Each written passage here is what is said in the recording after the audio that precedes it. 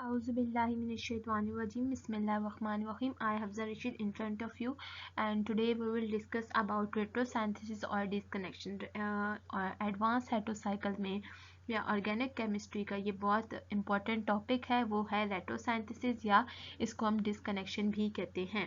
तो आज हम इसकी थोड़ा सा ब्रीफ इसको देखेंगे कि रेट्रोसाइंथेसिस होता क्या है और इसके बेसिक स्टेप क्या हैं, और रेट्रोसाइंथेसिस में हम कैसे कोई भी टारगेट मॉलिक्यूल जो है वो सिंथेसाइज करते हैं। तो चलिए सबसे पहले हम देखते हैं इंट्रोडक्शन के रेट्रोसाइंथेसिस या डिस्कनेक्शन होता क्या है। Process of designing your own synthesis of target molecule.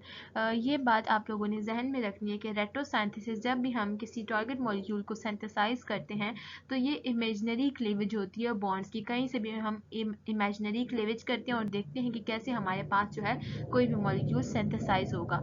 तो ये सारा क्या है, ये हमारा इमेजनरी थिंकिंग होती है, उससे हम एक्चुअल में कोई भी मॉलिक्यूल ब्रेक नहीं हो सकता, लेकिन ये हम ब्रेकेज करते हैं ताकि हम अवेलेबल जो है स्टार्टिंग मटेरियल जो है गेन कर सकें। तो हम इसको कहते हैं, ये वो प्रोसेस है जिसमें हम डिज़ाइन करते हैं टारगेट मॉलिक्यूल को by logical and sensible thinking. अपनी सोच से हम कोई भी टारगेट मॉलिक्यूल है उसको हम ब्रेक डाउन करते हैं, और ब्रेक डाउन करने के बाद दोबारा हम उसको सिंथेसाइज करते हैं। तो इस प्रोसेस को हम कहते हैं retrosynthesis. This process of analysis produce simple starting material and show different pathway। इसमें हमारे पास सिंपल स्टार्टिंग मटेरियल होते हैं और उसके डिफरेंट वेज होते हैं, जैसे कि ये नीचे आप देख रहे हैं, मैं आपको हाईलाइट करके दिखा देती हूँ। ये हमारे पास 1 पे क्या है, ये टारगेट मॉलिक्यूल है। जब हम इसको डिसकनेक्ट करेंगे या इसका प्रोसेस ऑफ एनालिसिस करेंगे तो ये जो टारगेट मॉलिक्यूल है ये डिवाइड हो जाएगा स्मॉलर फ्रेगमेंट्स में, और जब स्मॉलर फ्रेगमेंट्स में ये डिवाइड होगा तो ये डिफरेंट इसके पाथवेज होंगे स्मॉलर फ्रेगमेंट्स में कन्वर्ट होने के। और फिर दोबारा इन स्मॉलर फ्रेगमेंट्स को जब हम टारगेट मॉलिक्यूल में सिंथेसाइज करेंगे तो हमारे पास हम इसको कहेंगे ये क्या है, ये डिस्कनेक्शन है, ये क्या है, रेट्रोसिंथेसिस है। अब हम देख लेते हैं कि कौन कौन सी इंपॉर्टेंट थिंग्स हैं जो रेट्रोसिंथेसिस किसी भी मॉलिक्यूल की हम कर रहे हों तो हमें पता होने चाहिए। कौन कौन से पॉइंट्स हैं। फर्स्ट पे हमारे पास है रिवर्स सिंथेसिस। रिवर्स सिंथेसिस ये होता है कि टारगेट मॉलिक्यूल को ब्रेक करना इनटू अवेलेबल स्टार्टिंग मटेरियल। कोई भी टारगेट मॉलिक्यूल है उसको हम, जैसे मैंने पिछली स्लाइड में बताया, टारगेट मॉलिक्यूल को डिवाइड करना छोटे छोटे छोटे छोटे फ्रेगमेंट्स में, इनको हम कहते हैं ये क्या हो रही है, ये रेट्रोसिंथेसिस हो रही है, डिस्कनेक्शन हो रही है। जब हम टारगेट मॉलिक्यूल को दोबारा से स्टार्टिंग मटेरियल में कन्वर्ट कर देते हैं सिंपलर प्रोडक्ट्स में, तो वो हम कैसे करते हैं, या फिर हम फंक्शनल ग्रुप इन्वर्जन करते हैं या फिर हम कहीं से बॉन्ड डिस्कनेक्ट कर देते हैं। तो उससे हमारे पास क्या हो जाएगा, दोबारा से स्टार्टिंग मटेरियल हमें मिल जाएगा। तो ये रिवर्स सिंथेसिस बहुत इंपॉर्टेंट थिंग है रेट्रोसिंथेसिस में। सेकंड आ जाती है डिस्कनेक्शन। डिस्कनेक्शन होता है रिवर्स ऑपरेशन। जब हमें हमारी प्रोडक्ट मिल जाती है दोबारा से हम रिवर्स रिएक्शन करते हैं, कहीं से बॉन्ड ब्रेक करते हैं और स्टार्टिंग मटेरियल को ऑब्टेन कर लेते हैं। रेट्रोसिंथेसिस का मतलब यही होता है कि कोई टारगेट मॉलिक्यूल है उसको हमने स्मॉलर पार्ट्स में डिवाइड करना है, और जो स्मॉलर पार्ट है फिर दोबारा से उसकी सिंथेसिस करके जो हमारे पास स्टार्टिंग मटेरियल है दोबारा से उसको बनाना है। और बनाते कैसे हैं, फंक्शनल ग्रुप इन्वर्जन करते हैं उसकी, या फिर डिस्कनेक्शन करते हैं। टारगेट मॉलिक्यूल का पता होना चाहिए इस टर्म के बारे में, जो मॉलिक्यूल हमने सिंथेसाइज करना होता है। टारगेट मॉलिक्यूल, जो मॉलिक्यूल हमने सिंथेसाइज करना होता है। और सिंथेसाइज कैसे करते हैं, FGI mean functional group inter conversion.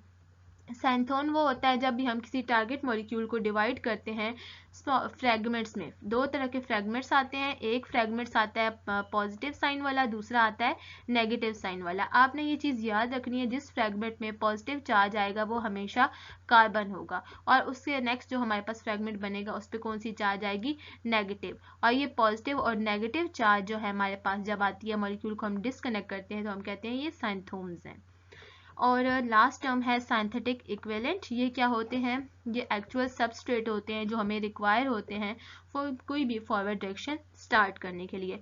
अब नेक्स्ट स्लाइड में एक हम देख लेते हैं कि जब हमने किसी भी टारगेट मॉलिक्यूल को सिंथेसाइज करना होता है तो इसकी दो स्ट्रेटजीज हैं।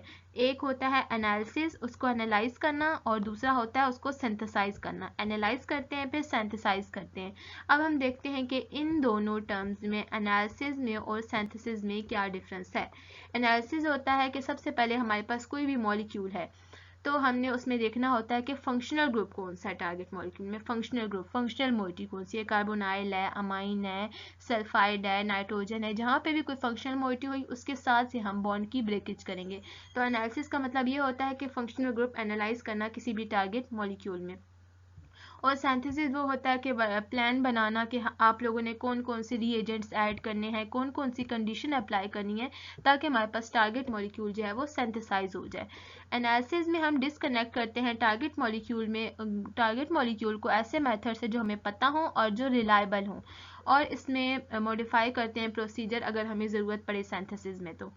और एनालिसिस में हम डिसकनेक्शन रिपीट करते रहते हैं, मतलब कि एक हमारे पास ओरिजिनल मॉलिक्यूल होता है टारगेट मॉलिक्यूल, उसको हम कभी एक फंक्शनल ग्रुप के साथ से ब्रेकेज करते हैं, कभी हम नेक्स्ट उससे बॉन्ड से ब्रेकेज करते हैं, और फिर प्रोडक्ट्स में देखते हैं कि कौन सी हमारे पास जो स्टार्टिंग मटेरियल प्रोडक्ट कौन से क्लीवेज से आ रही है, तो हम यहाँ पे क्या करते हैं, डिसकनेक्शन को रिपीट करते हैं। और सिंथेसिस का सिंपली मतलब ये होता है कि कोई भी टारगेट मॉलिक्यूल सिंथेसाइज करना, प्लान बनाना, देखना कि कौन कौन सी हम कंडीशंस अप्लाई करेंगे, कौन कौन से हम इसमें रीएजेंट्स डालेंगे ताकि हमें स्टार्टिंग मटेरियल जो है वो ऑब्टेन हो जाए।